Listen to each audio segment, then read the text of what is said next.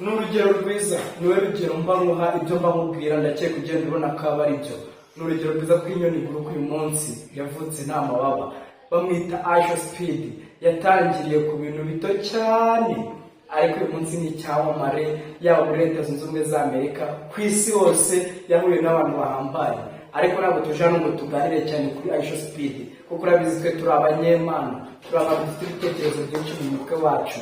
Hari icyo dushaka kugera, ntabwo tuzafata igihe cyacu kinini dutinda kuri bariya, ahubwo tuzajya tureba mbese twabigiraho iki. Uyu Aisha Speed atangira live stream ye ya mbere, ikintu nakubwira yakurikiwe n'abantu babiri. Abo bantu babiri, umwe yari papa we undi ari mama we, ariko ntibyamuciye intege, yarakomeje arakora. None ubu ni umu live stream ndakeka ngiye kuri njye ni uwa mbere, akaba afite aba subscribers barenga miliyoni 47. Urumva ibintu aba yarakoze ni ibintu bidasanzwe.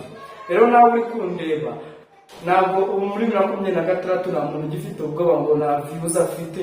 Ndakeka ubwo bwoba bwo bwarashize. Icyo usabwa wowe kora consistency, ukomeze utera intambwe uva ku rwego rumwe ujya ku rundi. Ntabwo ukeneye abantu bakubwira ko urenze kuko ntabwo wari waba watanje, nta kintu kidasanzwe wari wakora.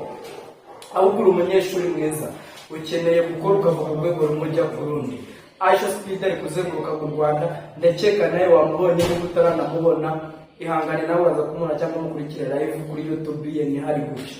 Uyu ni urugero rwiza rw'umuntu watangiriye ku bintu bito bikarangira bibyara ikintu kinini. Kuki wowe ufite ubwoba? Narakubwiye ngo social media nicyo kintu cyonyine cyafasha umuntu muri iyi minsi. Niyo mpamvu bashyizeho social media. Social media zifasha kuva ku rwego ukagera ku rundi, nta wundi muntu ukeneye, nta musapoti ukeneye. Reba urugero ngiye kuguha, urabizi iyo mba ndimo kwigisha nitanga nk'urugero. Reba aba subscribers mfite cyangwa iki, nta musitari n'umwe tuziranye, nta musitari twari twahura, ariko urabona aho ngeze. Wowe komeza, nakubwiye ngo ukore utitaye ku bandi, kuko ahantu ugeze ntabwo ukeneye abantu bakubwira ko urenze, ahubwo ukeneye gukora ku byo bureka abantu ko urenze.